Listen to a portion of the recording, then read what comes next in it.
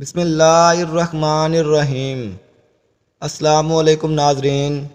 ایک ٹیچر دوسرے ٹیچر کی جگہ کلاس لینے چلا گیا۔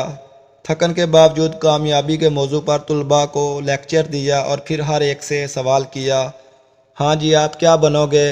ہاں جی آپ کا کیا ارادہ ہے، کیا منزل ہے؟ سب طلباء کے ملتے جلتے جواب، ڈاکٹر، انجینئر، پولیس، فوجی، بزنس مین۔ لیکن ایسے لیکچر کے بعد یہ میرا روٹین کا سوال تھا اور بچوں کے روٹین کے جواب، جن کو سننا کانوں کو بھلا اور دل کو خوشگوار لگتا تھا۔ لیکن ایک جواب آج بھی دوبارہ سننے کو نہ ملا۔ کان تو اس کو سننے کے متلاشی تھے ہی، مگر روح بھی بے چین تھی۔ اینک لگائے بیٹھا خاموش گمسم بچہ، جس کو میں نے بلند آواز سے پکار کر اس کی سوچوں کا تسلسل توڑا۔ ہیلو، ارے میرے شہزادے، آپ نے کیا بننا ہے؟ آپ بھی بتا دو۔ کیا آپ سر تبسم سے ناراض ہیں؟ بچہ آہستہ سے کھڑا ہوا اور کہا، سر میں نور الدین زنگی بنوں گا۔ میری حیرت کی انتہا نہ رہی اور کلاس کے دیگر بچے ہنسنے لگے۔ اس کی آواز گویا میرا کلیجہ چیر گئی ہو، روح میں ارتعاش پیدا کر دیا۔ پھر پوچھا، بیٹا آپ کیا بنو گے؟ سر میں نور الدین زنگی بادشاہ بنوں گا۔ ادھر اس کا جواب دینا تھا، ادھر میری روح بے چین ہو گئی، جیسے اسی جذبے کی، اسی آواز کی تلاش میں اس شعبہ تدریس کو اپنایا ہو۔ بیٹا آپ ڈاکٹر، فوجی یا انجینئر کیوں نہیں بنو گے؟ سر امی نے بتایا ہے کہ اگر میں نور الدین زنگی بنوں گا تو مجھے نبی پاک صلی اللہ علیہ وسلم کا دیدار ہوگا۔ جو لوگ ڈنمارک میں ہمارے پیارے نبی صلی اللہ علیہ وسلم کی شان میں گستاخی کر رہے ہیں، ان کو میں زندہ نہیں چھوڑوں گا۔ اس کے ساتھ ساتھ اس بچے کی آواز بلند اور لہجے میں سختی آ رہی تھی۔ اس کی باتیں سن کر میرا جسم پسینہ میں شرابور ہو گیا۔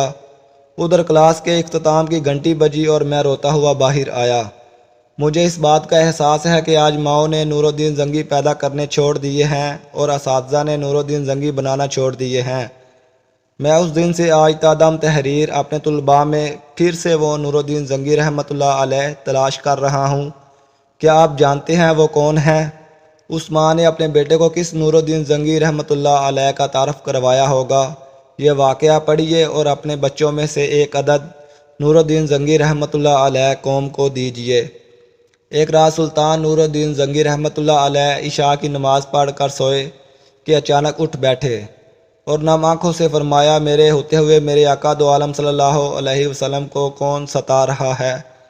آپ اس خواب کے بارے میں سوچ رہے تھے جو مسلسل 3 دن سے انہیں آ رہا تھا اور آج پھر چند لمحوں پہلے انہیں آیا، جس میں سرکار دو عالم صلی اللہ علیہ وسلم نے 2 افراد کی طرف اشارہ کر کے فرمایا کہ یہ مجھے ستا رہے ہیں۔ آپ سلطان رحمۃ اللہ علیہ کو قرار کہا تھا۔ انہوں نے چند ساتھی اور سپاہی لے کر دمشق سے مدینہ جانے کا ارادہ فرمایا۔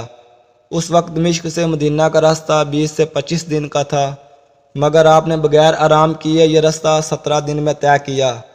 مدینہ پہنچ کر آپ نے مدینہ آنے اور جانے کے تمام راستے بند کروائے اور تمام خاص و عام کو اپنے ساتھ کھانے پر بلایا۔ اب لوگ آ رہے تھے اور جا رہے تھے، آپ ہر چہرہ دیکھتے مگر آپ کو وہ چہرے نظر نہ آئے۔ آپ سلطان کو فکر لاحق ہوئی اور آپ نے مدینے کے حاکم سے فرمایا کہ کیا کوئی ایسا ہے جو اس دعوت میں شریک نہیں؟ جواب ملا کہ مدینے میں رہنے والوں میں سے تو کوئی نہیں، مگر 2 مغربی زائر ہیں جو روضہ رسول صلی اللہ علیہ وسلم کے قریب ایک مکان میں رہتے ہیں، تمام دن عبادت کرتے ہیں اور شام کو جنت البقیع میں لوگوں کو پانی پلاتے ہیں، جو عرصہ دراز سے مدینہ میں مقیم ہیں۔ سلطان نے ان سے ملنے کی خواہش ظاہر کی۔ دونوں زائر بظاہر بہت عبادت گزار لگتے تھے۔ ان کے گھر میں تھا ہی کیا، ایک چٹائی اور 2-4 ضرورت کی اشیاء کہ یکدم سلطان کو چٹائی کے نیچے کا فرش لرزتا محسوس ہوا۔ آپ نے چٹائی ہٹا کے دیکھا تو وہاں ایک سرنگ تھی۔ آپ نے اپنے سپاہی کو سرنگ میں اترنے کا حکم دیا۔ وہ سرنگ میں داخل ہوئے اور واپس آ کر بتایا کہ یہ سرنگ نبی پاک صلی اللہ علیہ وسلم کی قبر مبارک کی طرف جاتی ہے۔ یہ سن کر سلطان کے چہرے پر غیظ و غضب کی کیفیت طری ہو گئی۔ آپ نے دونوں زائرین سے پوچھا کہ سچ بتاؤ کہ تم کون ہو؟ حیل و حجت کے بعد انہوں نے بتایا کہ وہ یہودی ہیں اور اپنی قوم کی طرف سے تمہارے پیغمبر کے جسم اقدس کو چوری کرنے پر مامور کیے گئے ہیں۔ سلطان یہ سن کر رونے لگے۔ اسی وقت ان دونوں کی گردنیں اڑا دی گئیں۔ سلطان روتے جاتے اور فرماتے جاتے کہ میرا نصیب کہ پوری دنیا میں سے اس خدمت کے لیے اس غلام کو چنا گیا۔ اس ناپاک سازش کے بعد ضروری تھا کہ ایسی تمام سازشوں کا ہمیشہ کے لیے خاتمہ کیا جائے۔ سلطان نے ممار بلائے اور قبر اقدس کے چاروں طرف خندق کھودنے کا حکم دیا یہاں تک کہ پانی نکل آئے۔ سلطان کے حکم سے اس خندق میں پگھلا ہوا سیسا بھر دیا گیا۔ بعض کے نزدیک سلطان کو سرنگ میں داخل ہو کر قبر انور پر حاضر ہو کر قدمین شریفین کو چومنے کی سعادت بھی نصیب ہوئی۔ تحریر لمبی ضرور ہے، اگر آپ کو پسند آئی ہو تو عشق نبی صلی اللہ علیہ وسلم کے واسطے اسے شیئر ضرور کیجئے گا۔ اس تحریر کو کاپی کرتے ہوئے آگے بڑھائیے، اچھی بات پھیلانا بھی صدقہ جاریہ ہے۔